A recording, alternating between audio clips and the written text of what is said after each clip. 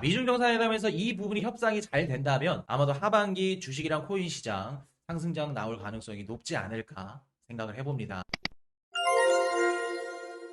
여러분들 베센트 재무장관이 11일 12 해가지고 일본 방문했다가 13일날 인천공항에서 이제 한국 만났다가 14, 15 중국을 만납니다. 그럼 동아시아를 다 돈 거죠. 베센트 재무장관이 일본을 왜 들렸을까요? 한국은 왜 들렸고? 일본 갔다가 한국 갔다가 중국 가요. 왜 갔을까? 지금 기사에서 나오는 거는 뭐 환율, 핵심 강물, 5,500억 달러 대미 투자 이런 얘기들 하죠. 가장 중요한 거. 이번에 미국 미국에 있는 이제 기업들 CEO들이 같이 이제 넘어갑니다. 정치인들이랑 중국에 넘어가는데 특이점이 있어.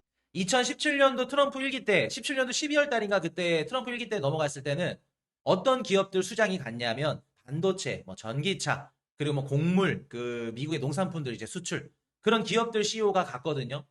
그리고 골드만삭스 은행권 한 명, 투자은행 한 명.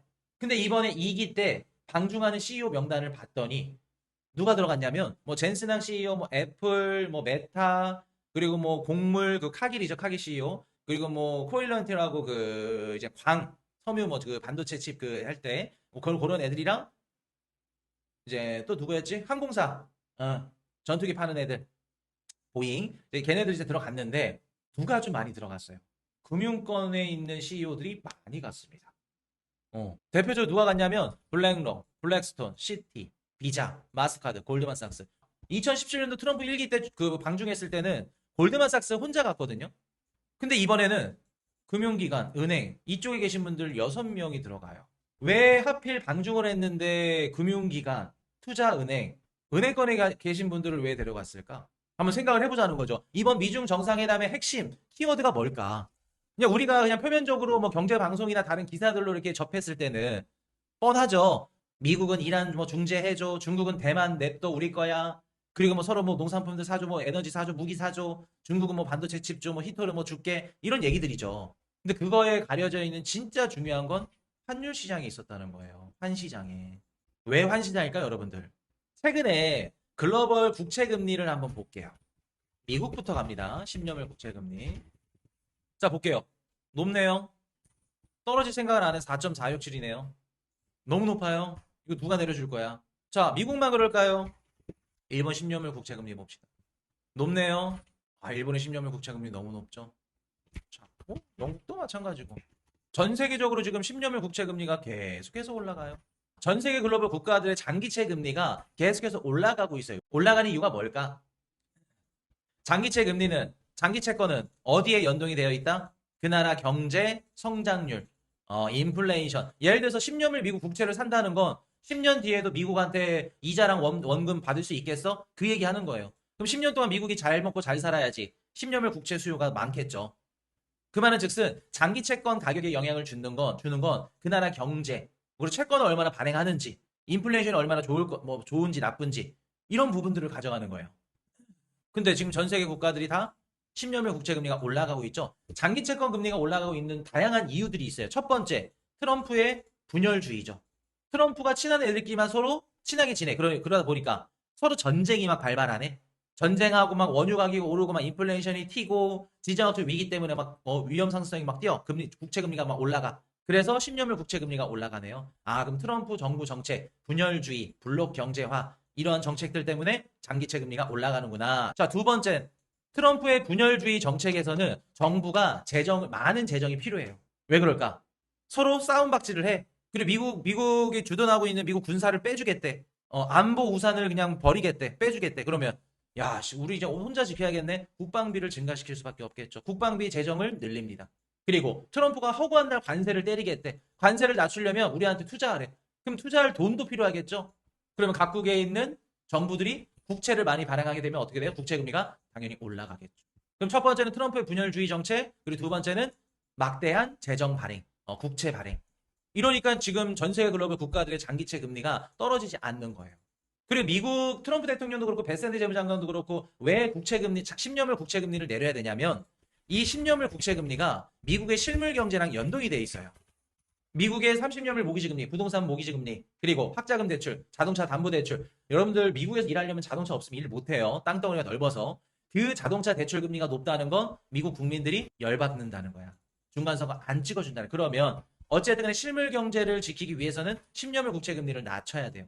연준이 10년물 국채 금리를 낮춰줄 수 있거든요. 어떤 방법으로 낮추냐면 QE라고 장기채를 매집해줘요. 시장에서 10년물 국채를 사주면 당연히 국채 가격이 올라가고 국채 금리는 떨어지겠죠. 근데 지금 연준이 QE를 해줄 수 있는 상황이다 아니다? 금리 인하도 못하는 상황인데 QE 당연히 안 되죠. 그러면 연준도 못해. 자, 미국 정부가 장기채 금리 떨굴 수 있나요? 낮출 수 있나요? 못해요. 장기채 매입 프로그램 돌리는데 의미가 없어. 효과도 좀 단기적이고. 그럼 결론적으로는 미국의 10년물 국채 금리를 낮추기 위해서는 트럼프랑 연준은 지금 못할 수밖에 없는 상황이에요. 그럼 여러분들 이거를 해결할 수 없으면 내부에서 안 되면 외부에서 가져와야겠죠? 그 외부가 누구냐면 이번에 아시아예요. 동아시아. 12일 날 방문했던 일본, 13일 날 방문했던 한국, 14, 15 방문할 중국. 이 세 개 국가가 미국의 장기채 금리를 낮춰줄 주체예요. 단순해요, 여러분들. 한번 생각해 볼까요?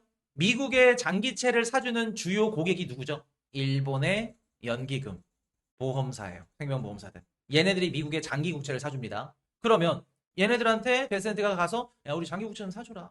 환율시장 우리 좀 협업 좀 해볼까? 너네 요새 엔화 가치가 너무 낮더라. 엔화 가치가 낮으니까 너네 위험해가지고 그 일본의 장기국채 금리 너네 장기채 금리 너네도 올라가잖아. 너네 올라가면 우리도 덩달아 올라가. 그럼 너네가 지금 6월 달에 금리를 올려서 장기채 금리를 낮춰야 돼. 엔화 가치도 어느 정도 유지해야 돼.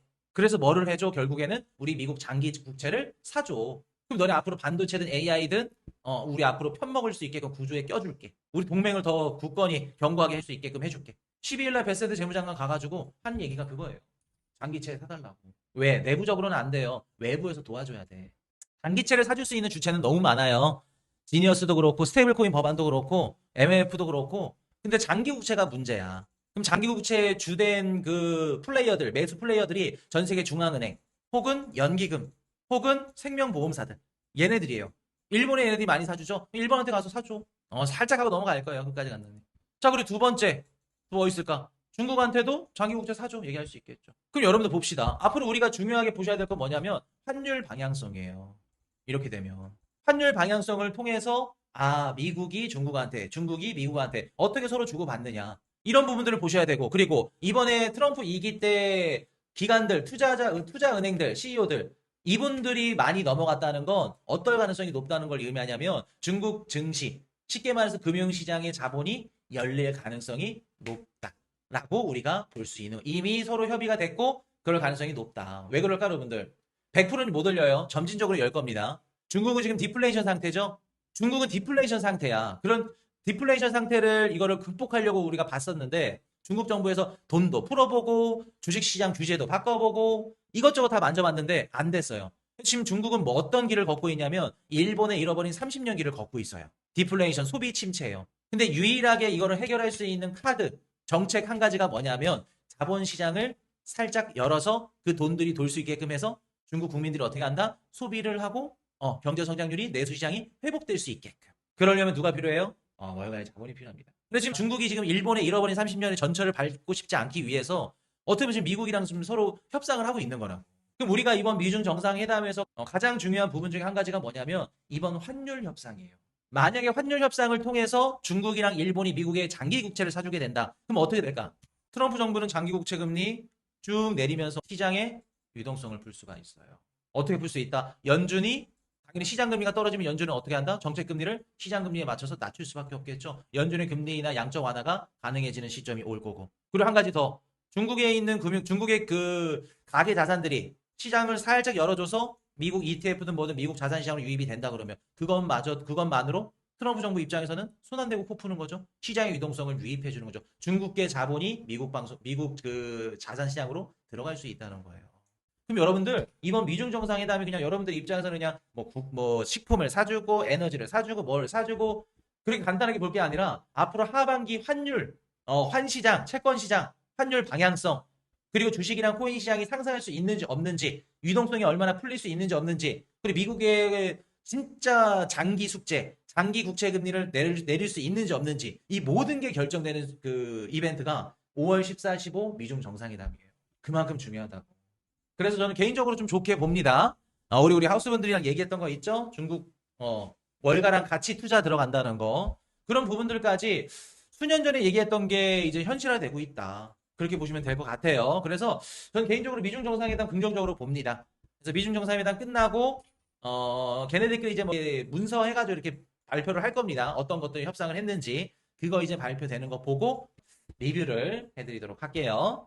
그래서 5월 14, 15 그리고 여러분들 우리 클레이트 법안도 있죠? 기대가 많이 된다.